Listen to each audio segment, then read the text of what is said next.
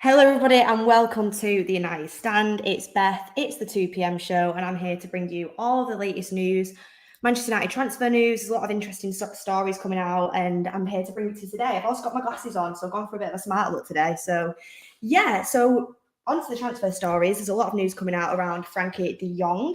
I've not actually had my chance to speak about this on the United Stand yet and actually let you all know what my thoughts are around it. But news coming out from Samuel Luckhurst that United are weighing up a possible deal for Frenkie de Jong and are also aiming to sign another midfielder, at least one forward, and a centre-back. Moves for full-back and goalkeeper are also under consideration, depending on the outgoings. So that's really interesting news for me, and it's really exciting to see that Manchester United are actually looking at all positions on the pitch, because you look at Manchester United and you think, we need a lot of improvement. So the fact that we're looking at another midfielder, which is definitely needed because you're going to need that CDM.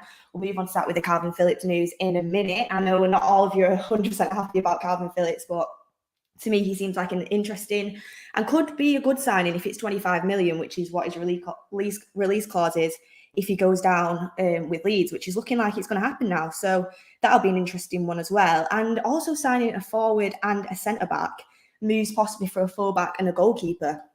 Manchester United seem to have some sort of obsession with goalkeepers, in my opinion. Like, I don't know why we'd be moving for another goalkeeper, but it's interesting to see that they're the positions that they're weighing up. And after Ten Hag actually had that meeting with John Murtough in Amsterdam and his assistant, Mitchell van der Gaag, it is going to be more certain to see what Ten Hag really wants with Manchester United and what he wants to do with this squad. So yeah, that'll be something we can really look forward to. And Frenkie de Jong, just to have my little piece on that, because I've not actually been on the show since this transfer rumours have come out. I think he'd be an absolutely brilliant signing. Deep lying playmaker, replacement for Pogba, to me, would probably fit Ten Hag's style and the team better than Pogba. Arguments whether Pogba is a better player, naturally, but when you're talking about a team player, Frenkie de Jong really is one of them players that only comes up every so often. And I feel like if Barcelona weren't in this situation where they have to raise funds to get money to fund their transfer window, he wouldn't be on the table. And the fact that no other clubs are in for him yet is surprising to me, but we'll have to see what happens. I personally think that this deal will happen if no other clubs are with UCL football coming for him, because if another club with UCL football like Man City or a Chelsea or a Bayern Munich, someone like that comes in and offers him Champions League football and also offers Barcelona the price tag that they want, I do think that is something that Barcelona will end up doing. And obviously, Frenkie de Jong's going to want to play Champions League football. So I really do see this deal happening unless another club comes in. So it'll be interesting to see what happens. And I do think I think the reason he would come is because of Ten Hag's pull. And because Ten Hag's got to sell him that project. Ten Hag's got to sell him to him that you're going to be part of this project. This is where I'm going with Manchester United. I'm aiming to go into the Champions League. So I think if Ten Hag can do that and Ten Hag's got the pull, that's the only reason we'd be able to pull off this deal. If it was another deal if it was a deal that was going to happen when Solskjaer was here, or if we had a different manager, I don't think it would happen in the current state of the club. But because we've got Ten Hag and Frenkie obviously believes in him as a good manager, I think this is a deal that we can definitely see happening. And hopefully it'll happen soon. Hopefully it'll be a deal that would happen soon, because it's a lot of the transfer budget. So you want to get it. If we want to get this player, we've got to go and get him now. And I think it'll be nice for him to settle in with the pre-season. So it'll be good. And also, Barcelona willing to sell Frenkie de Jong for around 68 million, Paul Hurst is saying from the Times. 68 million. What do you guys think about that price tag? Because obviously, when you look at a player like de Jong, he's worth that money, 100% worth that money, because he's a great player. Great player. He would walk into most teams across Europe, top teams as well. I mean, Manchester City, I'm surprised that they've not gone in for him yet. And I feel like it's only a matter of time till that maybe pops up and they can possibly steal the deal from under our feet. But it is, when Rob Dawson was on the show, apparently 150 million net spend is what we're planning to spend. 70 million, 68 million gone on one player. Great player. But is it worth it? Is that money worth it to get someone in like that? I mean, my personal opinion is 100% it's worth it, because I feel like Frenkie will bring a lot to the team. He massively improves the midfield straight away. But then there's a lot of positions on the pitch that need changing. So it'll be interesting to see what Manchester United do when we go around getting other players in different positions and getting players in for a cheaper amount. We know that we're going to have to do stuff, bring in a couple of players for cheap, bring in a couple of up-and-coming players possibly on a free. So I think it'll be weird to see how Manchester United go about that from the whole of the transfer window, and weird to see how Manchester United managed to only spend their 150 million that they plan to spend, but straight away chucking out 70 million on Frenkie de Jong. It is a lot of money to spend, but I think it's 100% worth it. Ten Hag is understood to have reached out to Frenkie de Jong's agent, Ali Dursun, to gauge whether the midfielder would be receptive to joining Man United. Dursun has also represented Donny van de Beek since October. That's also coming out from Samuel Lutkar. So we're making them connections. We're going out there and we're asking around the player. We're speaking to the agent, and we're seeing what Frenkie de Jong's feelings are about coming to Manchester United and coming to see and going speaking to him to see if he would actually be willing to come to the club. Obviously, we know Frenkie wants to stay in Barcelona. He doesn't want to leave. He 100% doesn't want to leave Barcelona. We know that. We've heard that. But if Barcelona need to sell, he's going to have to think about moving to a different club. And we see that he doesn't necessarily want to come to Manchester United, but if Ten Hag can sell him that project, then I think it's 100% something that Ten Hag's pull would really, really, really bring to him. And I think it's something he would really he would really have to consider doing, because Barcelona want to sell. And if we're the only club that's coming in for him, then I think it's something that 100% is going to have to be thrown out there. So I'm excited to see what happens with Frenkie de Jong. I do think it's something that we can get done. And I'm just hoping that this deal gets done quickly and no one comes and steals this deal from under our feet, because that's definitely something that could happen. But yeah, also around Frenkie de Jong news, there's also Kalvin Phillips news coming out from Samuel Lutkar. Apparently Manchester United have been working on a move for Kalvin Phillips separate to Frenkie de Jong. Kalvin Phillips is a name that has cropped up over the last month or so. It keeps creeping up, and I think now that Leeds are in the relegation zone and Leeds are looking like they're going to go down, it's definitely a player that we're going to be linked to. It's definitely a player that is going to be on people's minds. It's going to be on the Manchester United board's mind. I mean, he's an England international. We know that England internationals are very well liked at Manchester United Football Club. We know about the English bias, but put your thoughts on Kalvin Phillips down below, guys, because I know a lot of people haven't been best pleased when I've brought him up in the past and when we've brought him up on these shows. They've not been best pleased about what he would bring to the club and if he's good enough to take up that position. Personally, to me, if you put Kalvin Phillips in our midfield, I think he improves it straight away. You look at our midfield, and currently we're dealing with McTominay, we're dealing with Fred, Matic is leaving. We need a CDM, we need a defensive midfielder. And I think Kalvin Phillips is better than anyone we've got now. Obviously, Matic, I think, is the best that we've got. And I think Matic is prime Matic. You look at him, he's a very good midfielder, but we're losing him. So we've not got enough depth in midfield. We've not got a good CD. We've not even got a centre defensive midfielder. So I think if you're looking at doing stuff on the cheap and you're getting Frenkie de Jong in for 70 million, you're going to have to go lower prices if you want to bring in another midfielder as well, and also bring in a forward and also bring in a fullback. So I think Kalvin Phillips for 25 million should be a deal that Manchester United are exploring. It's just whether Kalvin Phillips would come to Manchester United with the Leeds connection. We know he's turned it down when he spoke about it in the press. We've heard from representatives that Manchester United wouldn't be an option for him because of the Leeds rivalry and because of his loyalty to Leeds. But that player, he's starting in the starting 11 for England every single game. Every single game he's starting in the Euros, player of the tournament. He's got to be playing Premier League football. He can't be in the Championship. Someone's going to come in for him. And I'm just thinking, if any other top six club come in for him with that release clause, which I think is highly likely, he's going to go somewhere else. That's the only problem. I feel like if Manchester United are the only top six club that come in, you also maybe get an Aston Villa coming in because it's rumoured that Gerrard wants to go for him. Kalvin Phillips has got to sit back and look at that and think, new project with Manchester United, could potentially be playing Champions League football, could potentially part of a team that's going to go on and do great things with Ten Hag. Or do I go to Aston Villa where realistically they're not going to be in the Champions League, in my personal opinion? And it's still a good club, but you're just not going to reach the same levels as you would with Manchester United. But the only problem with that is the connection with the Leeds fans, and he's Leeds born and bred. He's a Leeds supporter, so it'll be interesting to see what decision he makes around that.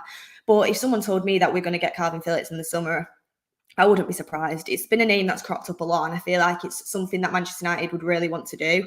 It just obviously depends on if Ten Hag wants to get that deal done, and it also depends on if Ten Hag it wants Kalvin Phillips, because we know that the Manchester United board wants Kalvin Phillips, and they've had his name on the list for quite a long time. But Ten Hag might not be interested in that player. He might have another player on his mind, and after that meeting that we've had yesterday, with John Murto, I definitely think you're going to see a lot more news coming out about different types of players. And also a lot more news about what Ten Hag really wants to fix immediately, because we've had names come up about Nunes, we've had names come up about Kalvin Phillips, but who does Ten Hag really want? Who does his assistant feel like could come in and he could work with? Ten Hag's got a team and he's had a system in place at Ajax, and he's just won the Dutch league, so he's not had really time to speak to Manchester United about the targets that he wants. I'm sure he'll have a list, and I'm sure there'll be players that he immediately wants to tell Manchester United to go out and see if they're available. Is Kalvin Phillips one of them players? We'll have to find out. But get in the comments below whether you think he would be the player for you, because there's a lot of other players out there like Tchouaméni. I think he's just different level. But can we go in and get a Tchouaméni? It's 70 million to spend after you've just spent 70 million on De Jong.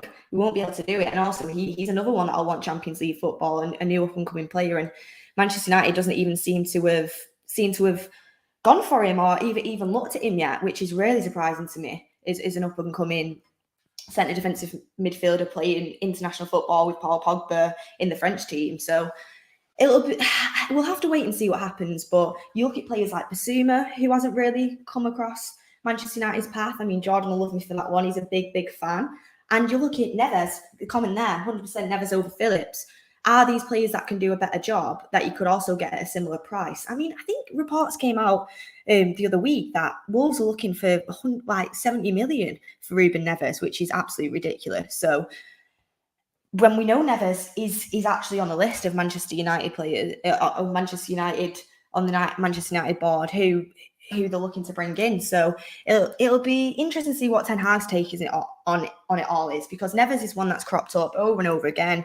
Romano's come on this show and said that Neves is on the list, but we've never actually gone out there and put a bid in and gone for him. So there's options there that we can bring in, but we've got to make sure that they're the right options and they're the options that Ten Hag wants to go for, because that's the important thing, really. It's what Ten Hag wants and what will fit best in the team. But if you tell me next season you've got Kalvin Phillips, you've got De Jong next to each other in a midfield too, and then you've got Bruno, and then you're bringing a forward, you're bringing a centre-back, that's looking like the spine of the team is fixing itself. You can always get Kamara on a free, Christian Eriksen on a free. That solves money problems there. So there's players that you can go out and get. It's just whether you've got to spend this money wisely, which is, I think, what Manchester United will end up doing. But it's just funny to me that the main position that we need is a centre defensive midfielder. And again, straight away, obviously it's an amazing player, so you've got to do it. We'll go in spending the chunk of our budget on a forward and on a playmaking midfielder that isn't a central defensive one, and we'll probably actually try and save money on the most important position that we need. So it depends which way you look at it. If it was me this summer, I'd be going spending 70 million on Tchouaméni, because I think he's just class and he'd be in that United team for a while and he's got time to improve. But Manchester United might not see it the same way.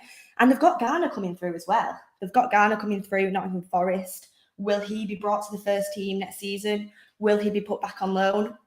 I have a feeling that Ten Hag's going to want to use him because of how dire our midfield is at the moment.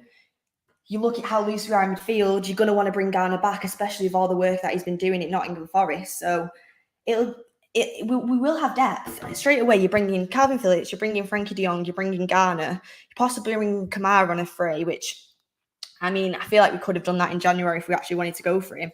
That's another 4 midfielders through the door. Yes, you've got Mata and Matic leaving, but they're 4 good midfielders to add to the squad. That's really going to help Ten Hag out in a situation where, I mean, the midfield is the most important part on the pitch. It's the most important part on the pitch, 100%. You don't have a midfield and you don't have a good team. And this is where Manchester United have gone wrong for the last few years. We've not invested properly in that midfield. We never replaced Herrera. And we've not invested properly since. It's like last summer. What is the phrase again that people use? It's like having a bagel or a donut. You've got no middle, and if you've got no middle, you're not going to be able to do anything. Last summer we were desperate for a central defensive midfielder, but we chose to go for a centre back, which was needed. I think Varane's been a good signing, despite what people say. I think if he can stay fit, that's a very good signing. We chose to go for a centre back. We chose to go for Ronaldo, which you had to bring him back as he was going to City, and we chose to go for Sancho as well, which a lot of people have had arguments whether Sancho actually was a good signing, on whether Sancho actually should have been signed last summer. Personally, for me, I think Sancho is a great signing, and I think Sancho is gonna be a good signing. But you look back at the summer, could we have waited a little bit, and should we have gone for a central defensive midfielder instead? 100% we should have. 100% we should have, because you look at the central of midfield. We've been so poor for that all year. It's the reason we've not been able to win a lot of our games of football, because you lose a midfield battle immediately, you're losing the game. And each time Manchester United have gone out on the pitch this season, we've lost the midfield battle, and it's been very, very rare that we've managed to win it. And that is down to us not signing properly and not bringing in the right replacements. So I'm very, very happy that Manchester United are going to pursue midfielders. And yes, we might not get the midfielders that we want, and we might not be able to go to top of the list with certain players, but getting players in that improve the squad is the must-have at the moment. Getting players in that Ten Hag can coach, that Ten Hag can nurture, and that can improve this team is the most important thing that we can do. And I'm just really excited to see what Ten Hag does in the summer, and who he does decide to bring in, because it's going to be a massive transfer window this for Manchester United, and it's great that we're seeing us linked to midfielders, which is what we all wanted. So finally, Manchester United focusing on the midfield. Moving on to another area of the pitch that Manchester United are actually going to focus on is the goalkeeping situation.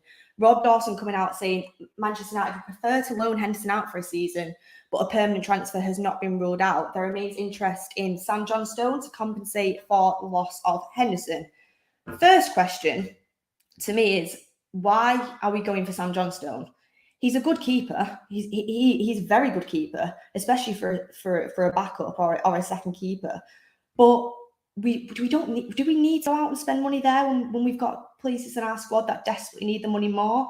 Personally, to me, we don't. I would actually get rid of Henderson and have Tom Heaton as a second keeper. I've said it before. I don't think you need in that team at the moment. Goalkeeping situation is not the 100% focus that Manchester United need to be looking at. We've got a world-class goalkeeper in David De Gea, that potentially Ten Hag might want to change that situation if he wants more of a sweeper keeper, but that's not a priority. That can be in next transfer window. It's not a priority right now. And you've also got Tom Heaton that we brought in. Why did we bring Tom Heaton in if we're not planning to play him whatsoever? Obviously, people think that like you need a good third keeper, but I just don't see why Manchester United should be going out there and spending a ton of money on positions that we don't need. I think, yeah, it's not going to be a massive amount of money, but you could put that money into elsewhere that could have reap a better reward. Because realistically, how many games is Sam Johnstone going to play for Manchester United next season if he comes? Cup games, Europa League games. We've got David De Gea who can do all of that. And I think Tom Heaton, why did you bring him in if you don't trust him don't trust him to go out and play a game of football for Manchester United? So I think it's really important that Manchester United choose wisely where to spend the money. And we seem to be obsessed with goalkeepers for quite a long time, which really isn't something that I can get my head around, because there's a lot of other positions that we need to go for. So for me, I think we should stay clear of the goalkeeping situation. Do I think we'll go for him and end up selling Henderson? I do think that'll happen, because it's typical Manchester United. But at least we're getting the whole Henderson and David De Gea debacle put behind us. That's the only positive that can come out of it. Because obviously we had when Henderson came in, is he going to be Manchester United's number one? But the rumours that he was meant to be the number one at the start of this season, got COVID, didn't quite end up happening. A lot of cameras panning to Henderson, panning to De Gea, which one's going to be number one. And David De Gea put that to bed quite early on, didn't he? he put that to bed by putting in world-class performances. So he's the number one goalkeeper, and it doesn't help us having Henderson sat there on 150 grand a week on the bench as the second goalkeeper. And also, he won't be happy either. He deserves to play first team football. So at least we're getting rid of Henderson, and we're having a goalkeeping structure where someone knows that they're number one, someone knows that they're number two, someone knows that they're a third keeper. And also, why can't we bring in a younger goalkeeper from the youth team to come in and be the third keeper?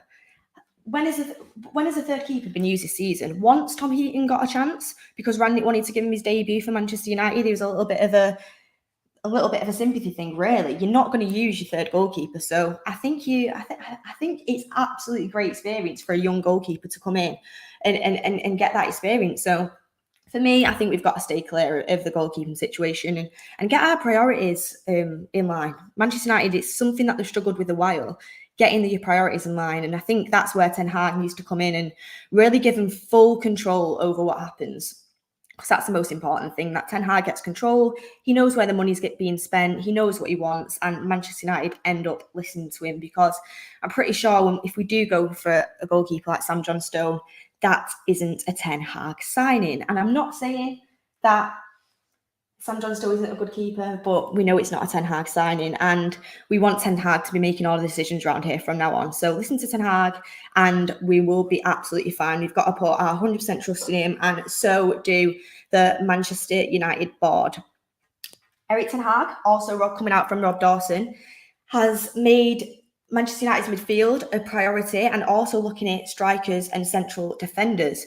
So if this news is coming out that Ten Hag's had the meeting with Murto, he's sat down and discussed who he wants to bring in and what positions he feels like are the most important. To me, that seems like we're going to get a midfielder, Frenkie de Jong, possibly going to need to get a CDM, another midfielder, and then we're also going to need to get a centre-back and a striker. That's 4 signings. And if I was to have to put my money on it now, I would say that's exactly what we're going to do this summer. I would absolutely love to bring in a full-back. I think Spence would be a great option to go for as a cheap option. You've also got players like Lamptey out there, but we're not going to afford to be able to spend the money on him. We've got players, and also people are worried about his injury record, but what a signing he would be. Personally, for me, I think our fullback's a really, really big issue. But Ten Hag has come and looked at the team, and apparently he's going for midfield, centre-back and striker to start off his tenure at Manchester United, which is the spine of the team. So I can understand why he's doing it. But this is a problem, isn't it? When you've got a team that's got holes in so many areas of the squad, and holes in so many areas, so many different positions, it's really hard to work out where to start.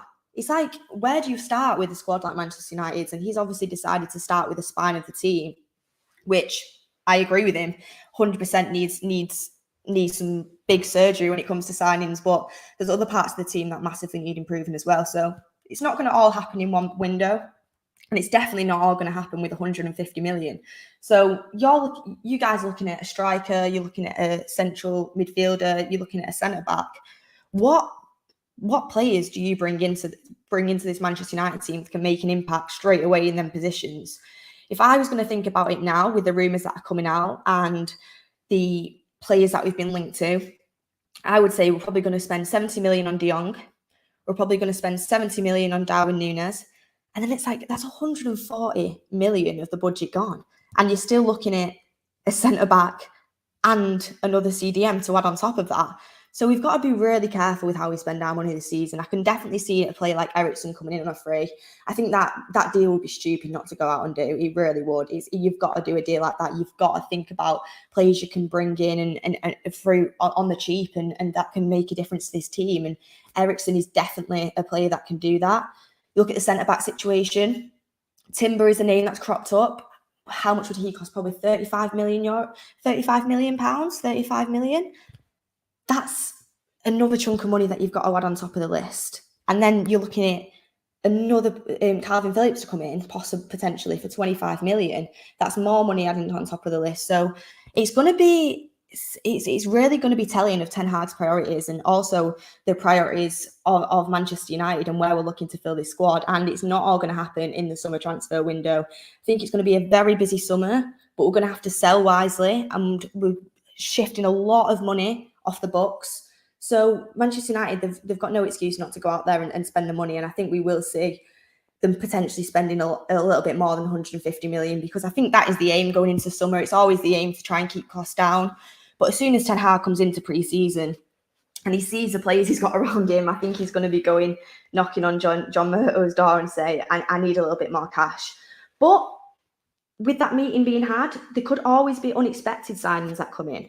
There could always be unexpected players that come in that we don't know, that Ten Hag scouted himself, and Ten Hag thinks he can work with, and Ten Hag thinks he can coach. Ten Hag might go into the under-23s or go into the youth team and see players coming through and who he thinks he can coach and make a massive difference.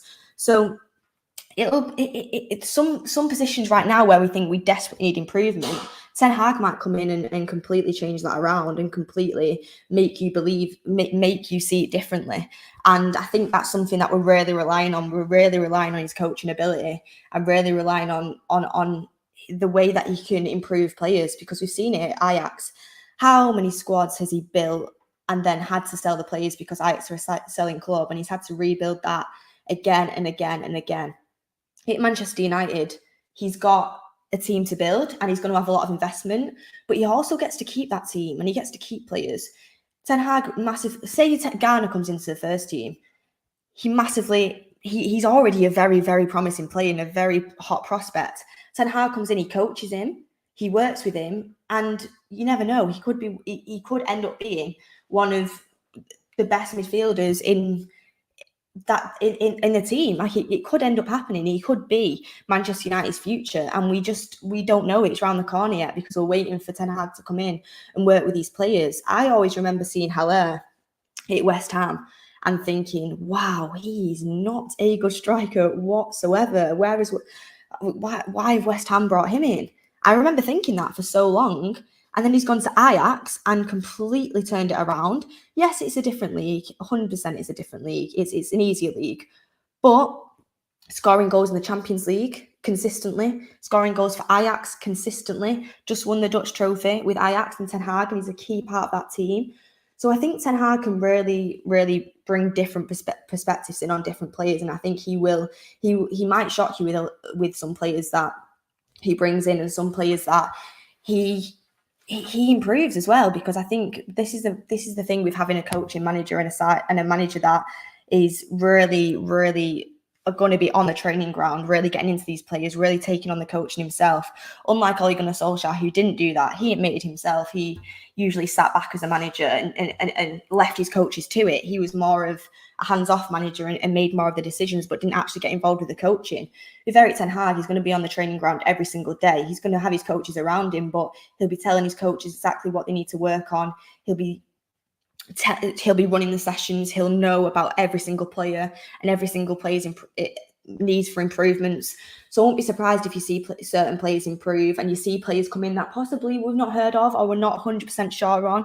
But what you've got to do is you've got to trust Ten Hag on this process, and you've really got to give him time to implement implement the coaching and implement the regime on different players, because it's not going to be an overnight job. It's not going to be an overnight process, but you never know. Ten Hag might come in and players that we've written off might end up coming good under him, because, and I'm not giving the players a gel-free card whatsoever, because their performances, their attitude this summer has been absolutely appalling.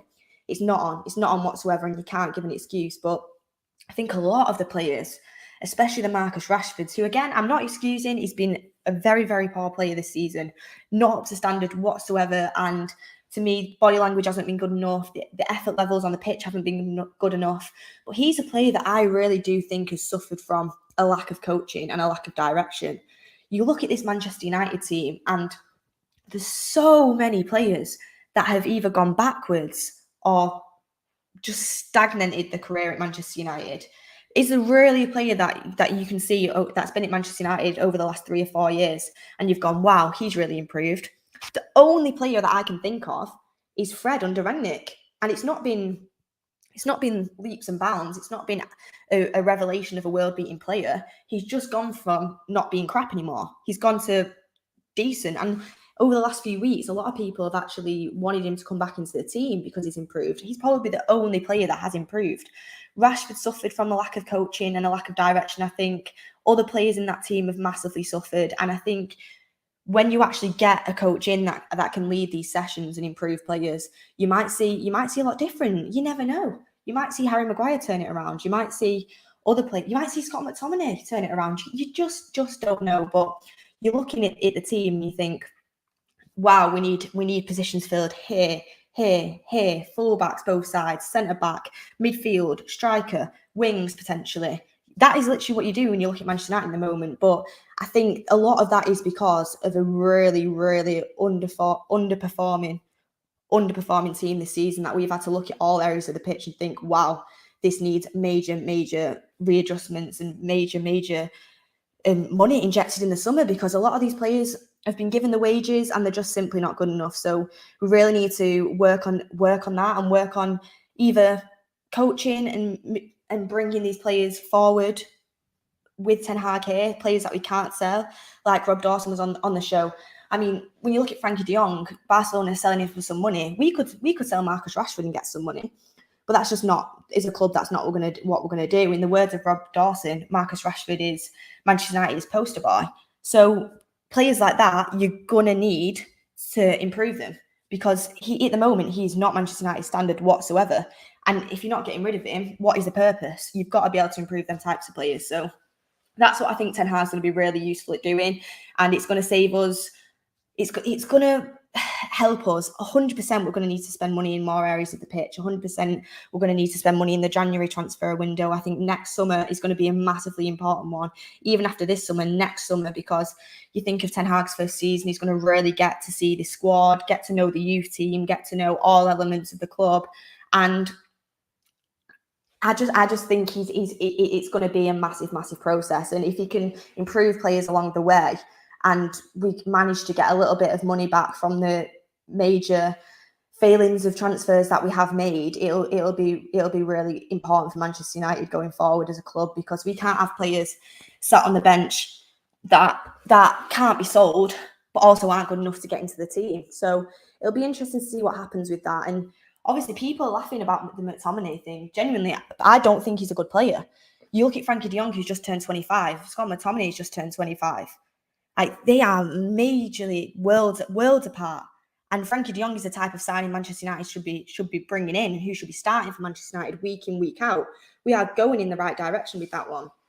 But if we're not going to sell McTominay, which the club aren't going to do, you want a manager to come in and try and be able to get the best out of these players and use them as a squad player. Scott McTominay should be nowhere near the Manchester United first team, 100%. But if you can use him as a squad player and you manage to improve him a little bit, it's good for all parties, because these are just players at Manchester United and are never going to sell. You see the Martials of the world that we're happy to sell. We'll be happy to sell Martial. He's not the poster boy for Manchester United, but arguably, would you say that Rashford's been any better than him this season? Yeah, Rashford has been part of the team and he's not gone out on loan, and he's been in and around the first team, but he's not done anything all season. The same as Martial, who's not done anything all season, yet we're very, very happy to let him go, but Marcus Rashford is a no-go area. And it's because he's from the youth team, and it's because he's a hot prospect in England, and they're the only reasons, realistically, that is the case. So with these players, we're really going to need Ten Hag to get the best out of him, and also spend money in other areas. But yeah, guys, honestly, getting your honest opinions about Kalvin Phillips and Frenkie de Jong, because these are the topics that are coming out at the moment, and I feel like Frenkie de Jong is massively a Ten Hag signing. We know that Ten Hag really wants Frenkie de Jong at Manchester United. He's going to push really hard to get him. Is Kalvin Phillips a Ten Hag signing? I am not too sure. I think the Manchester United board scouted him out. They're going to put his name forward to Ten Hag. They're going to say, look, Leeds looking like they're going to go down. We can get him for 25 million. Then you get to spend more money on your centre-back, on your striker. Would you be happy to do this? And hopefully they listen to Ten Hag and what he says, because that's something that's happened in the past. Managers have said no to certain players, and Manchester United have gone and done it anyway. Managers have gone to Manchester United and said, I want this player, and they've ended up with a third choice on the list. So I think this summer is going to go really well for Manchester United if they listen to who they've just appointed as the manager. And that's the most important thing you can do, because Erik ten Hag will be watching this team. He'll be in and around the first team, and he will know exactly who he needs to bring in, and who he thinks he can coach and make better and save money for the summer and deal with that next season. And what are the immediate things he needs to change? There's a lot of things he needs to change. I think the captaincy needs to change. A lot of things inside the club, the fitness levels, the coaching, the dedication, the work ethic, the attitude, all things he needs to change. But getting these transfers right this summer with the money that we've got is something that's going to be really important, because you've seen Manchester City already made that Haaland deal happen. They're in a much better position than us, where they can afford to go out and spend 100 million on one player because their team's so good. We've not got that luxury. We've got to be really smart when it comes to transfers. We've got to be really, we've got to get our priorities in line, and we've really got to listen to the manager. And I think possibly bringing in Paul Mitchell as sporting director would definitely help that happen. And having Rangnick as well there behind the scenes is something that would be really important. And I'm just hoping this summer that we see a different stance from Manchester United that we've seen before. We see them going for young players that are hungry to play for the club. We see them going for players that are Manchester United standard. We see going for players that maybe we've not heard of before, not the typical buy that you'd expect from Manchester United. I'm hoping that they listen to the manager and we end up bringing signings into Manchester United that are really going to make a difference. To start that off, I think Frenkie de Jong would be a perfect signing. And also, you do that this early in the transfer window, and you go in to get other players, you look like a serious club that actually wants to change things and actually wants to have a successful project with a new manager. You see Frenkie de Jong coming in with Ten Hag. As a player, if we approach them, it's a very different situation than approaching them a lot earlier in the year when we didn't have a manager established and people didn't know what direction this club was heading in. I think immediately you've brought in another midfielder that's going to help the team. He's a name that's worldwide, and he's a name that is going to bring a lot of noise to the club. And you think, wow, Manchester United is serious. This is a world-class player that you don't come across every day. And if Manchester United could get a player like that in without even being in the Champions League, I think it really does kind of make a statement out there, and it shows that we're serious about getting this project started. It's going to be hard with Europa League or Europa Conference League football, and I do think Europa Conference League, it's going to be, I don't think there's any chance of getting De Jong. I think the only chance we've got is if we manage to beat Crystal Palace and get Europa League football. But that's on the team now.